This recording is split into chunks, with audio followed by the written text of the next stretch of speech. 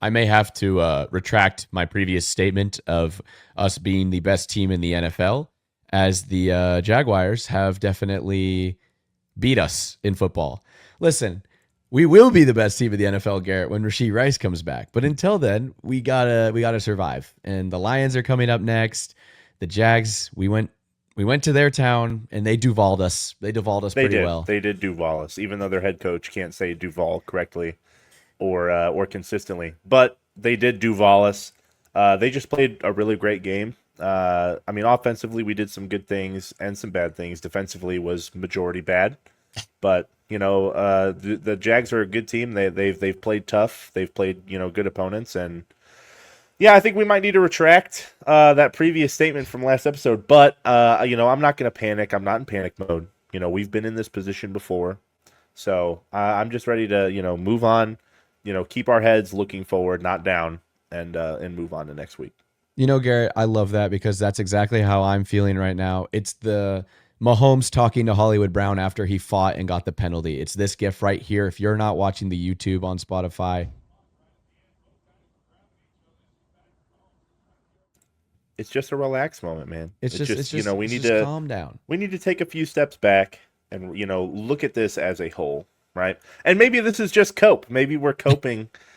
Maybe I was yelling exorbitantly at my screen while watching the second half of the game. But I just think we all need to take a deep breath, take a step back, realize, hey, we put a lot of good things on tape. Defensively, we obviously have our weaknesses. But Mahomes balled out. He did have, it was a user lurk pick. What can I say? That's what yeah. It was a user lurk. Like, it was just a really good play. Devin Lloyd is playing out of his gourd. Really, I want him to win Defensive Player of the Year. I genuinely want him to win it because he's been playing amazing, dude. Yeah. And it is literally a fake. It's like when you cheese in Madden, when you like rub up to the line and then you pretend to blitz. It was a really nice read and a really nice drop return. Back and pick it off. Taekwon, obviously tried to, punch it out the end there, but we'll talk more in depth about the game there, but obviously, welcome to the show, man. It's good to be back. Welcome to the show. My name is David Pokorny, as always, the host of the show of Talkin Chop. Go check out the Instagram, guys. That's always what I got to say. And then we got Garett Aiumutis, offensive line coach over at Blue Valley North. Couple of, some crazy week for him. He's tired, exhausted. They've had a lot of coaching stuff to do over there, but he's back and ready to do everything. And as always, in the background and helping us out with all of the stats, timestamps, associate producer Jackson Steele is in the back and he's doing his stuff. Our true goat. And then this show wouldn't be possible, Garrett, without our sponsors, of course. So we'll get that real quick. We're really grateful. Underdog Fantasy's been there, since almost the beginning of the show. They've been really, benefiting us. And, I use it consistently. It's one of my favorite apps to use. Use code CHOP whenever you make any plays on Underdog Fantasy for a free $100 when you play $5. You can use code CHOP, use code Talkin Chop. But the easiest way, just use code CHOP, baby. And follow the Instagram. We post our picks on there. Follow along and use Underdog. Thank you, Garrett, for that as well. And yeah, I mean, listen, we've had a crazy week. I think everyone needs to take a step back, take a chill pill. During the game, people were saying that the refs were rigging the game back in the Chiefs' favor again because, well, there was that pick play at the 1 yard line. I think that was called correctly. I mean, it's a 1 yard pick play. It's ticky tacky. It was a well designed play. They knew what they were doing. It wouldn't have mattered. The PI, though, people are saying the one where Jaden Hicks completely trucked Parker Washington. What do you think about that one, Garrett? Because I know you don't think that it should have been flagged. I think they ran into each other. It's incidental contact. It wasn't intentional. Yeah, when it comes to like that incidental stuff, it's always going to be based on the eye of the beholder, right? And that's our white hats. And when it comes to rigging, right, I feel like if we look at the whole game as a whole in terms of officiating, I think it was pretty even both sides. Like, obviously not in terms of total flags called. We just played really sloppy. That's going to be one of our key points going into the loss of the game. But Jags played a really clean game. I think the majority of their flags even were just delay of games. And you're right. Low key. They played a really solid game, and we were really sloppy, especially on defense and special teams. So it's just I'm not going to blame too much. I feel like, when something is uncalled and it's any other team, it's like, oh, they're human, right? But anytime, we're in prime time and, we're being watched by a significant majority of, NFL fans, they see these moments every time just because our games are so well broadcasted. I feel like the majority of the time we're either, playing Monday night or playing, in those primetime slots, and it just gets overblown because more people see it, right? So they see us playing these games, they see these no calls that happen to both teams throughout the game, and they're just like, oh, the Chiefs get the no calls, right? So yeah, you see what you want to see. If you're looking for being mad at the Chiefs, you're going to see what you want to see. And yes, some of the announcers like played into it a little bit, but that's their job. Well, that's just Aikman is a Chiefs hater, bro. Ever since that tweet, Troy Aikman has been preying on Mahomes' downfall. That's one of my favorite tweets of all time. Troy Aikman got absolutely bodied on that post, and I guarantee you he thinks about that every time he calls a Chiefs game. What is it, Garrett? You're referring to the tweet where Troy Aikman said, like, "Oh, talk to me when Mahomes has 1/3 of my career accolades." Yeah, the whole tweet goes like, Mahomes has already surpassed Troy Aikman in touchdowns in 1/3 of his games played or whatever, and he's like, "Well, talk to me when he has 1/3 of my Super Bowls." And now Mahomes has equal the amount of Super Bowls in significantly less seasons. But hey, Troy, no shade. Sometimes you call a great game, sometimes you don't. It is what it is. I understand, there's that jealousy factor going on. I will say, I think the biggest,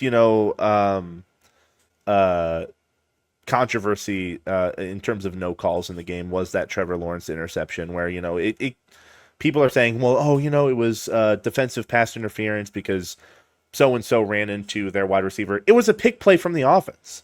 It was specifically designed for that wide receiver to run into our defender. It's the exact same situation we had for our touchdown from that 1-yard pick play, right? It's the same.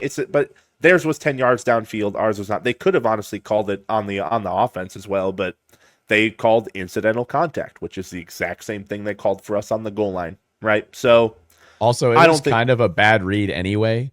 Like if he threw to the wrong guy on the run pick into each other, it was a bad read. Like it was going to be incomplete. He was supposed to throw to the guy on the outs, just hitting that quick out on the pick, and he threw it to the guy who was picking. So it just led to the interception. I understand, just in the moment when things are going 100%, right? It's hard to call these things as it is, but I'm not going to go too much in depth about refs and calls because I'm not, I hate blaming referees for any sort of situation. I think, you just need to play the game that's called and you just need to live with it. Yeah. And hey, what did we live with? 13 flags. I think it was over 100 yards of penalties. That is not the Chiefs I know and love. I'll tell you what, 13 penalties for 109 yards. That is ridiculous. Another thing that's not the Chiefs I know and love is 21 unanswered points. That was crazy to me. The fact that the Chiefs got up early. Andy Reid is one of the only coaches I've seen, this was another stat game thrown around, who has blown 14-point leads consistently, apparently. And I'm like, well, it's taking your foot off the gas, because when we started this game, I was like, holy cow, we might blow the Jaguars out because of the motion play with Jalen Royals coming in to do that orbit motion. We loved that, Garrett. We had been begging for some motion. There was a lot of variety in play calling. There was attacking the deep bomb. Tyquan Thornton, who, by the way, we'll get it out of the way right now, have a day. 3 catches for 90 yards. But all those plays were in the first half. None of that was in the second half. Where did that go? And it was honestly early in the first quarter and second quarter, because at the end of the second quarter, the Chiefs had a couple of drives. They just stalled out to penalties too. Jawan Taylor had another penalty in classic Jawan Taylor fashion, but it was just shooting yourselves in the foot. It was taking your foot off the gas. It was allowing the Jags to get back into this game and then completely flip the script, get the momentum. And then once they got that pick six, they really thought they were going to win that game. And I mean, it comes down to, I feel like we decide when we want to score on a drive, and it's like a stupid thing to say, but it's like Andy Reid will look at his play sheet and he'll be like, okay, fine, I'm going to draw up my good plays this drive and we're going to try to score. And they do that really well. And I feel like, especially, going back to his Philly days, right? I feel like conservatism is kind of like the motif when it comes to thinking about Andy Reid play calling, right? His biggest, inconsistencies in the game has become, his play calling when we're up, and as well as time management, right? Which that doesn't really play in too much affect this game, considering we did lead in time of possession, led in almost every statistical category, except for, in my opinion, the two most important ones, the turnover differential and penalties, right? So I just feel like the moment that pick six happened, right, and that kind of evened out the game, it completely flips the script, like you said. And third quarter, we did absolutely nothing on offense, and defense let up, I think it was 14 in the third quarter, right? And then, like classic Chiefs football, it's fourth quarter. Mahomes is like, I guess it's time to play football again, and we lock in, make the game close. And I will give a benefit to the offense, right? And the play calling. We had a 7-minute drive to essentially go up and win the game, right? We left them with a minute. Won the game. We left them with 1:30 on the clock. They had all 3 timeouts, which I get, but at the same time, no, they only had 2. Jags only had 2 because they used one during our drive. But still, we essentially went down there and won the game, and defense absolutely dropped the ball. Here's what I'll say, Garrett. I think it was more on Harrison Butker to start that right off. You cannot give them the ball at the 40-yard line. You can't. How do you kick it out of bounds? And he has had kicking issues all season. It's like, you can't excuse this one because you've lost my trust throughout the season. He's missed a kick in every single game, and I would include him missing a kick in this game because that's a missed kick if you kick it out of bounds. That's fundamental, dude. That's not even high school. High schoolers can kick it straight. Like, what happened? It's just shocking to me because, you know, when we think of Butker over the past couple seasons, like, he's been our guy. Like, he's been our lock-in. Like, he's been our clutch factor. And this season, it's just completely flipped around. I mean, we don't even trust him to make 40-yard field goals anymore because he's missing 30-yarders. So, well, and it's just making boneheaded mistakes.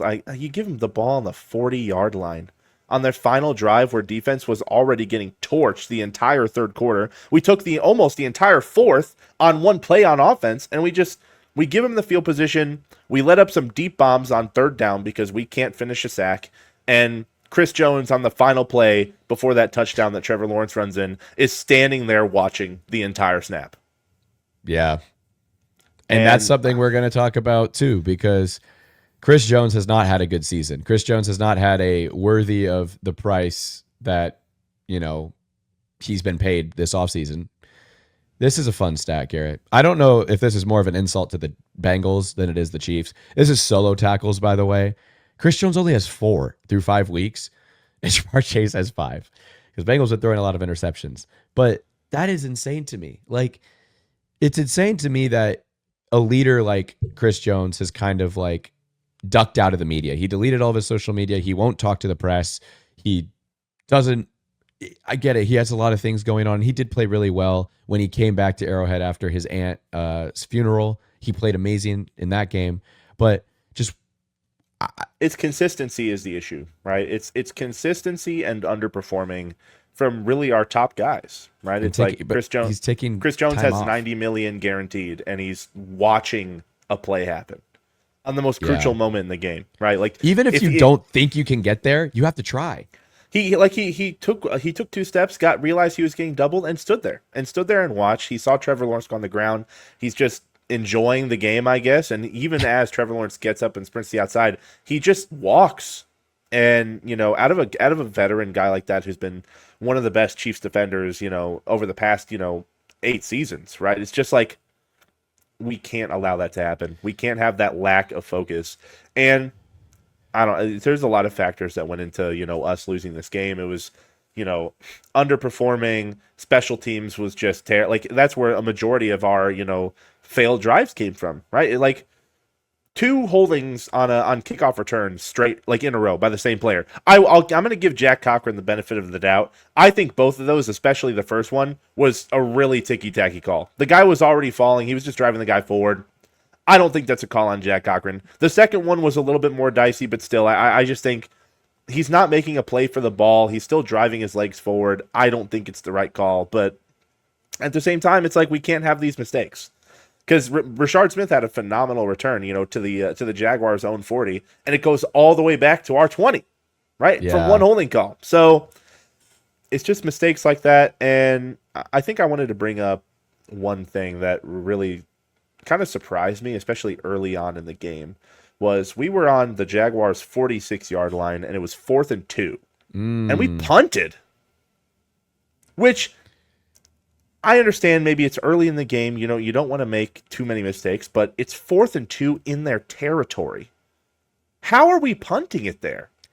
I don't know the statistics. I know there's probably some, the statistics said to go for it. They said, of course, it probably 90% said go for it. But that's the kind of thing we're talking about with conservatism, right? It's like, I think every other team in the league goes for it there. For whatever reason, we punted on the 46-yard line. I just think that the team underestimated, or the coaching staff underestimated Jacksonville, or thought of them in a different way than what they actually were. Because we have to talk about, a lot of the players are getting slack for their performance, as it happens for the defensive performance. But the Spags scheme this game was just not it for what the Jaguars wanted to do. Spags really wanted to shut down that run game. It was shut down, but the Jags didn't really want to run it because he didn't adjust. We played 3 safeties almost the entire game. Chamari Connor took a majority of his snaps out of the slot, and you have Christian Roland-Wallace mixing in, Jaden Hicks mixing in, and Brian Cook mixing in at safeties, both two high safeties.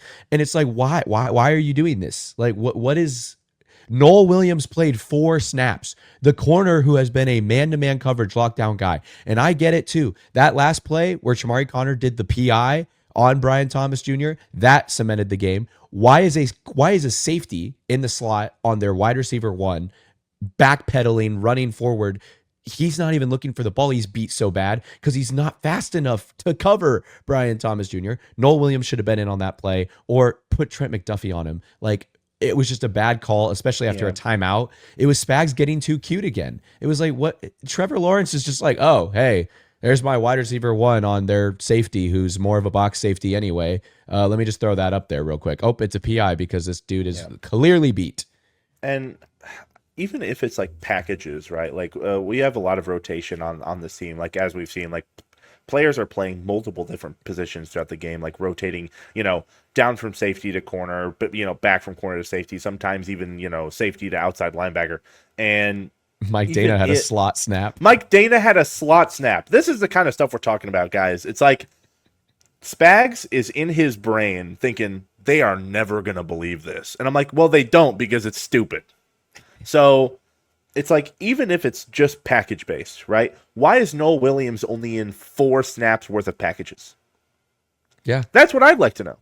And, I understand, like, people are going to be like, oh, well, his PFF grade for those 4 snaps wasn't great. It's 4 snaps of a football game.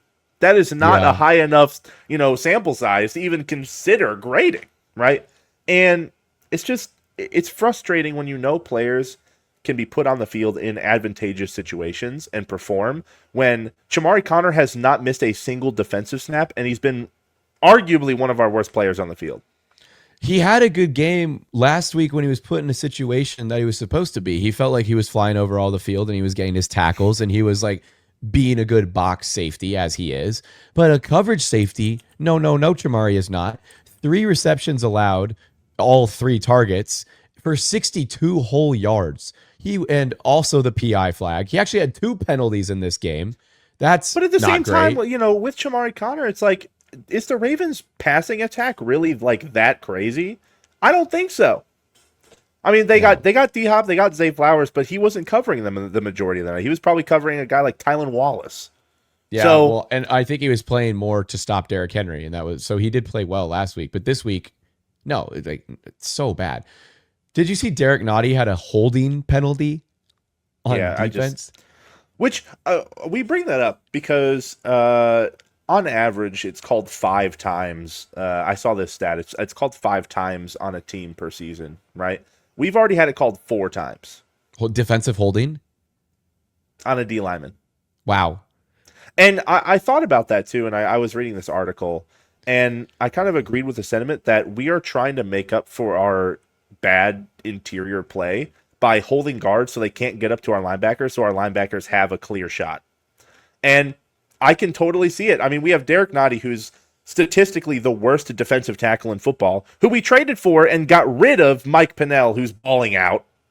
So obviously, Derek Notty's not the answer. Jerry Tillery's not the answer. Omar Norman Lott is playing well for what we're asking him to do. And Chris Jones, when he wants to, is playing phenomenally. But there's no depth. There's no They're depth. tired. There's They're no tired. answer. And they're tired There's too. no answer. They're ass and they're tired. And that's the we had worst an part answer, of it. and it was we decided to let Mike Pennell go and keep Jack Cochran on the team when no one was going to pick up Jack Cochran.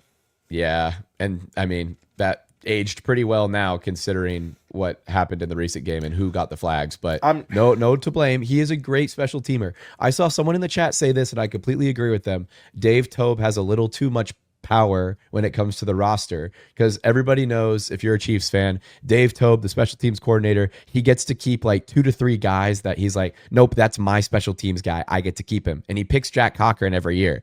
And I get it, but at the same time, like, you got to think of the team as a whole. And when you have holes in the interior like that, oh, let's just piss off Mike Pennell and make him go sign with the Bengals because we're going to disrespect him so hard. And now we have the worst defensive line in the league, or interior defensive line in the league, aside from Chris Jones. If you subtract Chris Jones, this is a practice squad D line. These are all guys who failed elsewhere. Jerry Tillery was a bust.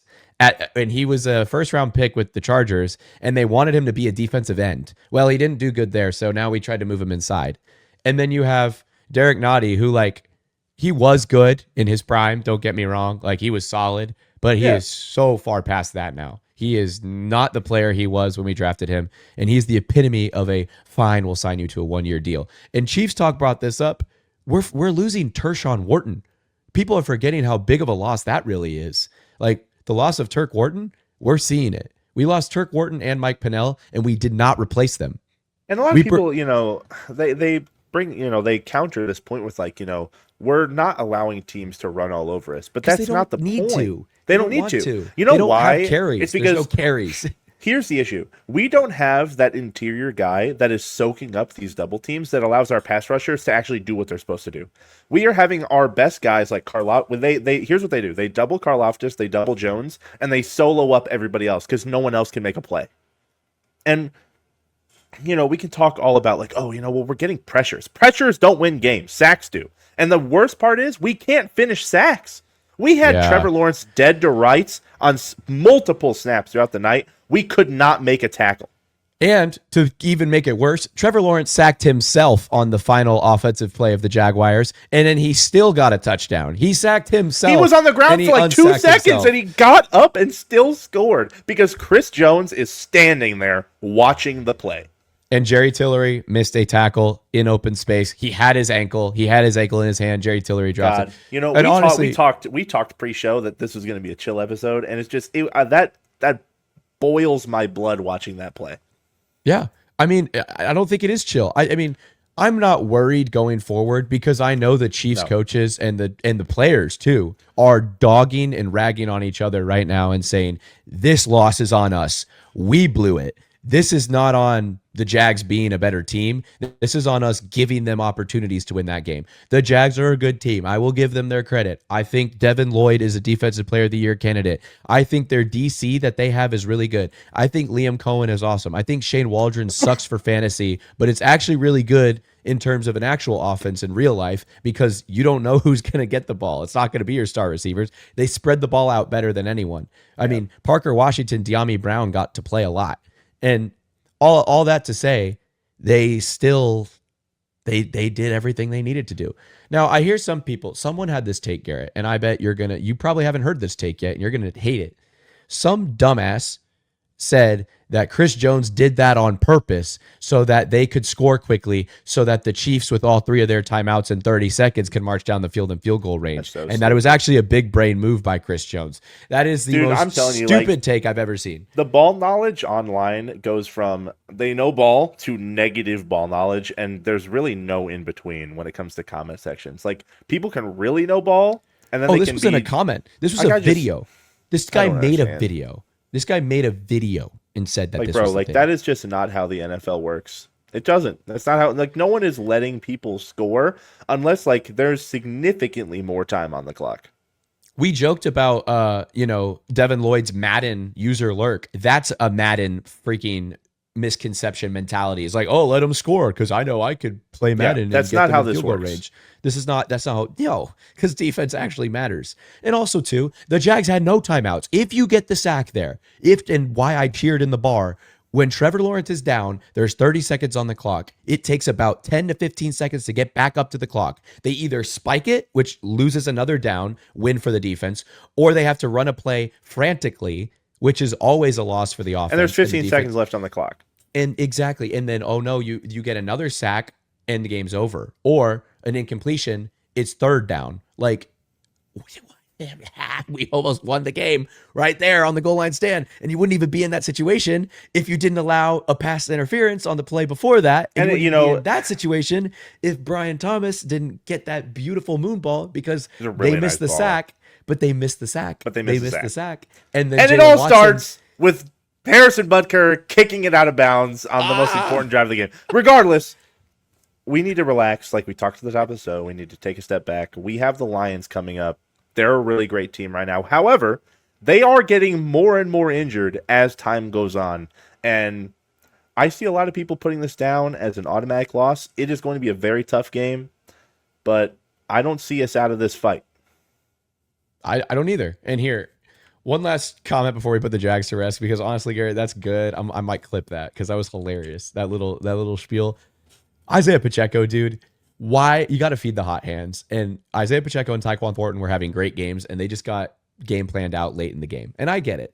And honestly, people want to talk about the Hollywood drop too at the end. And I have that clip here. It's funny. Like it literally bounces right off his head. Like, I mean, that's tough. Yeah.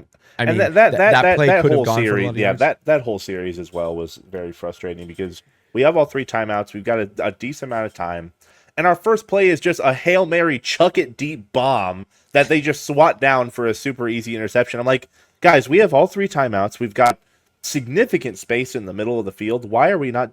I'm not going to talk about it too much anymore. But that shouldn't have been what we had to do, but how we executed that whole final drive was not significant. It wasn't efficient.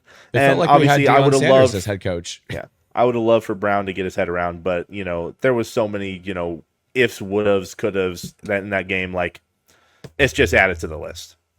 Yeah, exactly. And you never want to go home with timeouts because you can't use them after the game ends. So, and we went home with timeouts and that. And we went home with all three. And we did the double timeout too. Oh man. Oh my gosh. This whole game, it felt like we were just shooting ourselves in the foot. The more I just speak it out loud, the more it's like, holy cow, the Chiefs just weren't disciplined at all. No. That's the story right there. Very lackadaisical approach, I think.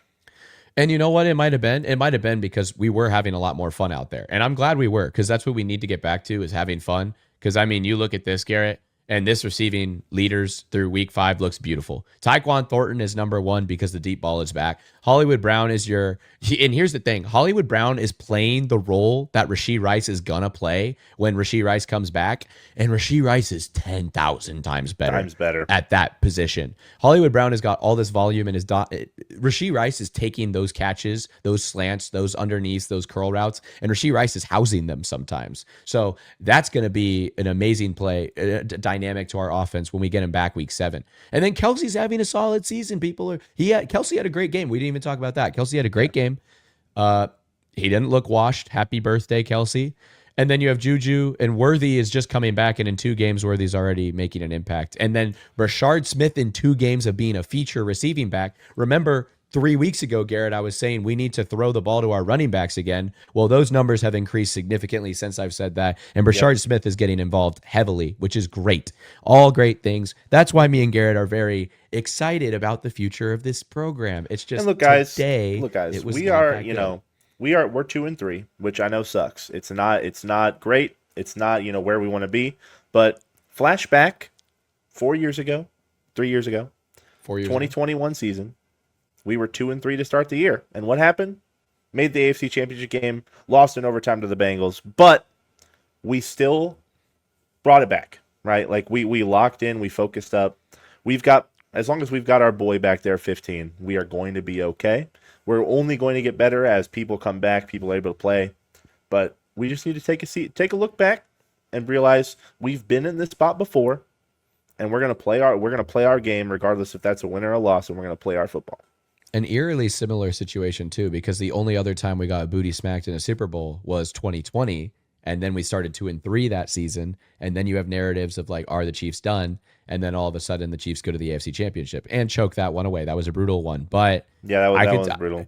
but I could see it happening again. The Chiefs get booty smacked by the Eagles in the Super Bowl. The Chiefs come back 2-3. Is it over? Oh, they go back to the AFC Championship. This time they don't choke to the Bengals because there's no way the Bengals are going to be in the AFC Championship.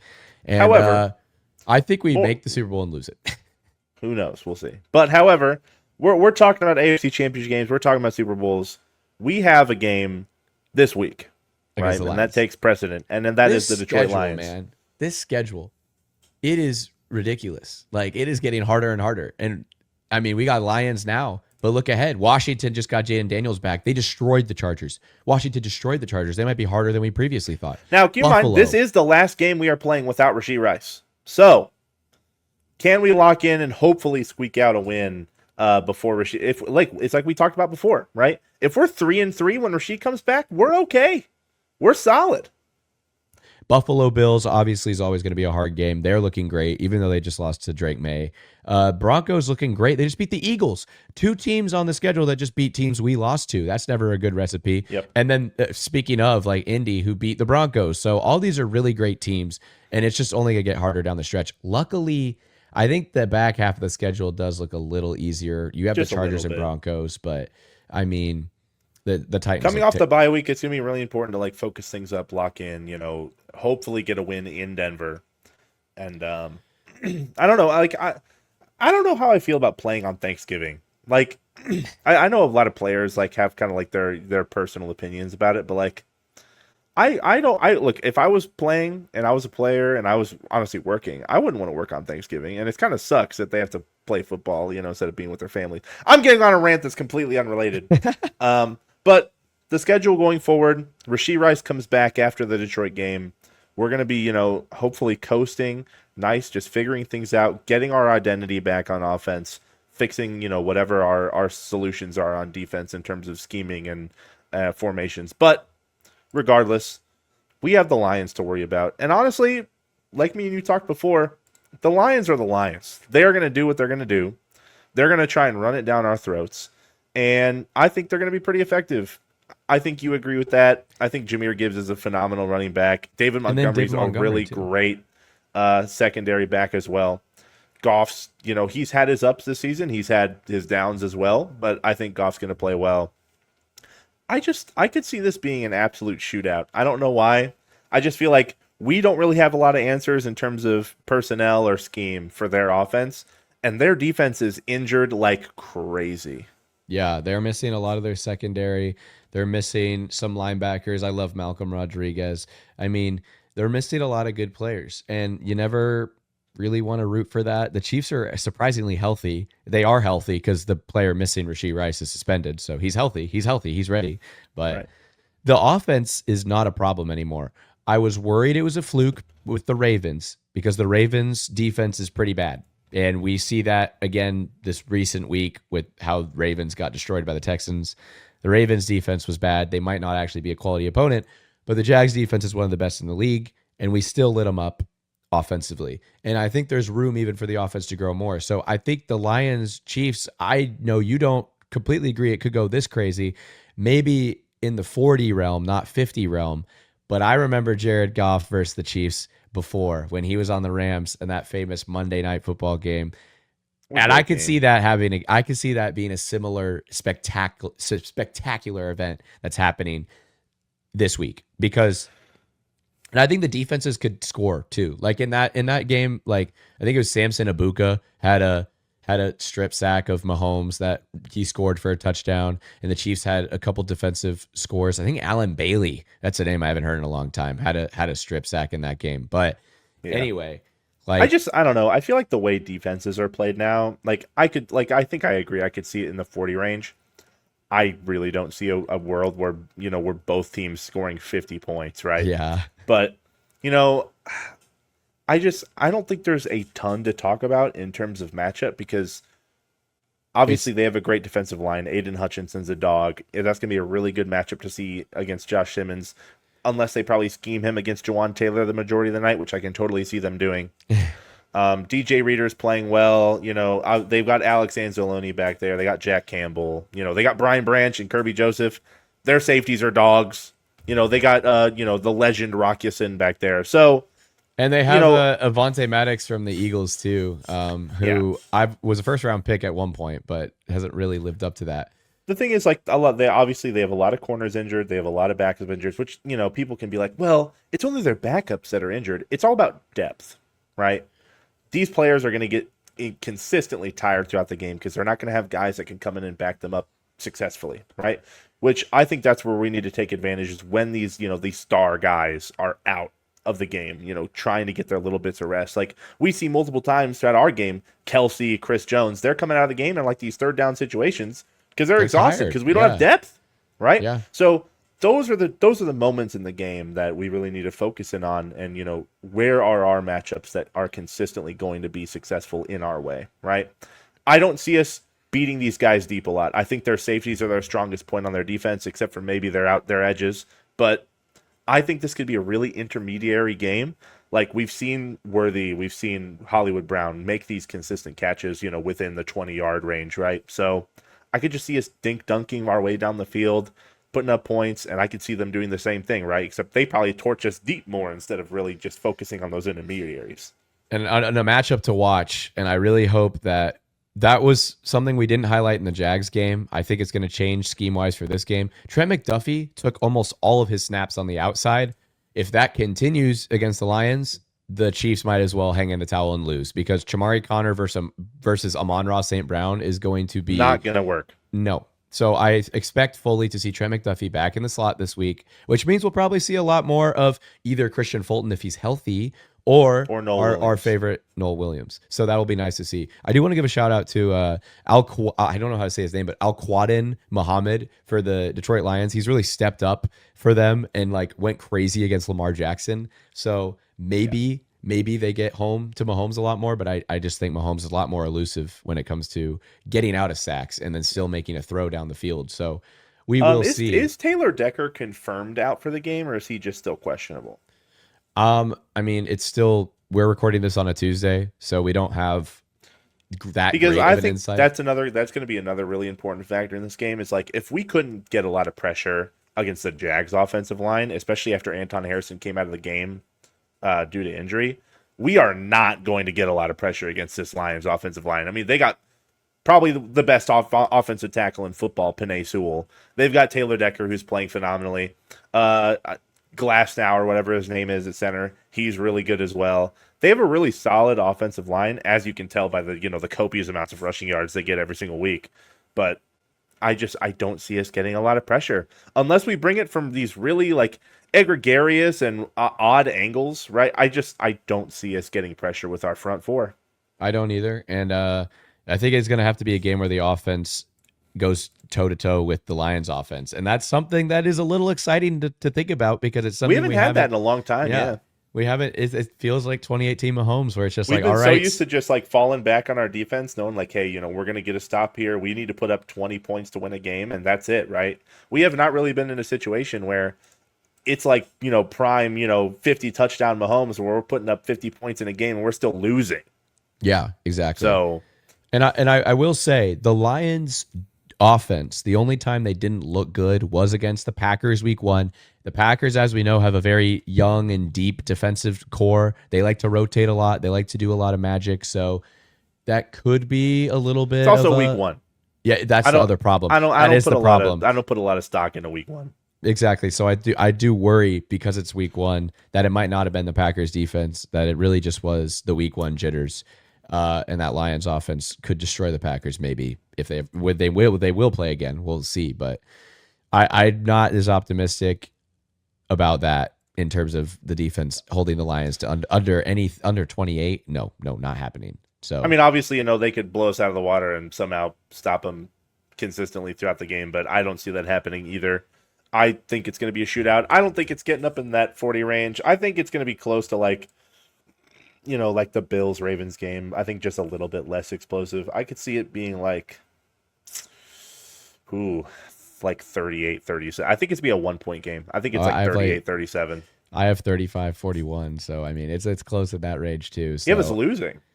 oh no, but with us winning, I was about to say. obviously. I'm not gonna. We have yet to predict us losing this season. Actually, I think I predicted us losing one time last season, and we won. So maybe I need to start doing that more. But, yeah, I was gonna say we don't really predict our team losing, which is maybe something we ought to do more. But it's just I don't see us losing. I think we have a chance to win every single game. So why would I predict that anyway? It's like I coach with this former Chiefs defensive player, and he talked about the way they progress through the season and how they prepare for every game. It's like they in meetings prepare. We are going to win this game, and anything else is a failure, right? Yeah. So they need to go into the mindset that we're going to win every single game. And I think we're at the same point where why would we predict our boys to lose when we know we have an opportunity to go out there and put some points on the board and get a dub? Absolutely. And I mean, hey, I still think that this will be. This game's not prime time, right? Like this is just a. I don't think so, actually. Which is so dumb because wait, I could see it on here. Oh no, it is prime time. 7:20. Yeah.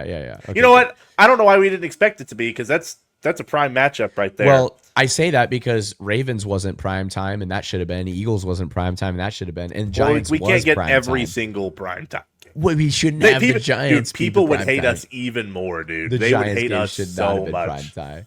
The Giants game should not have been prime time. Oh well. Anyway, last thing I want to touch on is this cannot be the truth for next week. Is Mahomes cannot be the leading rusher. Like Garrett, our running backs are averaging less than 10 carries a game, and they had a really good game last week. But you got to get the running game going. These are not bad running backs. It's so odd to talk about, because our committee when it comes to running backs is it's so willy-nilly. It's like we never know in any given moment who's going to be like the lead back at the time, whether it's Kareem, whether it's Pacheco, whether it's Brashard Smith, right? So the only thing that's for certain, if we get in the goal line, it's going to Kareem. Regardless, at the same time, like Mahomes is balling out with his legs. Like he's reading these pockets. He sees open space and he's taking it, right? Like I'm not going to take away from the guy because he has 190 yards rushing and 3 touchdowns through 5 games, right? So like I'm not going to trash on him too much, but we do need to get more consistent on the ground. I just don't think our scheme right now is where it needs to be in terms of running the ball. But who knows? Maybe we could see that be a focus come Sunday. Yeah, and I mean, Brashard Smith is not slowly, kind of fastly actually, getting more and more snaps and attention. So he has been getting it mostly as receiving work, but those rushing numbers, those attempts could go up, and all it takes is one guy to start fumbling or get hurt, and all of a sudden Brashard Smith's put in a situation, he succeeds, and it's over from there. I mean, that's how Isaiah Pacheco won his job back when we drafted him. So, there's a lot to look forward to. I think this is going to be a fun game. I think if we lose this game, the season's not over. Garrett, we need to put an official stamp on when the season would be not. I mean, there's never a time when the season's over. But if we lose to the Raiders week 7 and lose to the Lions week 6, and you're sitting at 5-2, 2-5. I mean, 2-5. I would say the playoffs would be nice. Even then, because then you need to win a lot of games to get up to the point where you need to win. You need to win against Washington and Buffalo. I think by the bye, if we have 4 wins, I'd say the season's over. Really? Okay. I mean, yeah, it's 9 games. So 4-5. 4-5. I mean, I don't know, man. It's just. Because when it comes to the AFC, like it's very top heavy, and a lot of these teams are going to have significantly better records, and it could be a rough one. Well, and here's what I'll say too: the way that NFL scheduling works, it's the 1 seeds play 1 seeds from last year, and the worst teams play the worst teams. So the Colts are going to have an easy schedule. So and the Jags are going to have an easy schedule. And if those teams are actually for real, they're going to have better records than us because they're going to play worse teams. And, the Bills are going to have a tough time. Lions aren't in our division. The Bills are going to have a tough time. The Chargers are going to have an easier schedule. The Broncos are going to have an easier schedule than us. And so those teams might that might be better teams. They're going to play worse opponents. They might pass us. So we really got to get our shit together. First time cussing on the podcast. I'm kidding. But, we try to keep it clean here for the kiddos. But, dude, I don't know. We got to get our shit together before things turn around for the worse. Agreed. But we can lose to the Lions because then Rice comes back, and when Rice comes back, it saves everything, right? It doesn't save the defense, but I mean, But hey, I think if we I can, don't if we think can it's a keep putting personnel up points, issue. man, I think we're gonna be okay. I think the defense has all the players on the roster we need, except maybe some defensive tackles. But they have all the players we need to succeed. It's just going to come down to, does Spags cook with his scheme again? Because you saw him do it well with the Giants and the Ravens. He knew exactly what to do, and the Ravens are a good offense. That is the only thing they have, and he knew how to stop them. So Spags, just get in your lab, really pay attention. I'm sure he's been looking ahead. Maybe he's been looking ahead to this Lions game, getting excited about what he's going to do for this game. And Chiefs fans, take a deep breath, baby. We've been in this spot before. We're gonna go out Sunday, hopefully get a dub, and we're just gonna keep this season rolling, baby. And remember, guys, you gotta go love the YouTube channel. I meant to say this. So go subscribe to the YouTube channel. Follow the podcast on Spotify. Follow it on Apple Podcasts if you really love Apple Podcasts. You know, it's to listen to us in the shower, the car, while you're working out. Listen to us anytime you can. And be sure to check out the Instagram, guys. We're posting great content over there. It's really fun. And yeah, I mean, thank you to our sponsors as always. You know, quick little thing right here. Boom, boom. You know the code. You know the deal. We know it. We already know it. We're going. Me and Garett are hungry as horses. We had a technical issue in the middle of this game. We've been recording forever. I am a hungry horse. I'm going to eat. And I hope we see Mahomes eat. And I hope we see the defense eat. Garett, is Chris Jones going to get a sack next week against the Lions, against Jared Goff? Hopefully. Hopefully. I don't think so, but hopefully. And as always, baby, we are just talking chop. We're just talking chop. See you guys.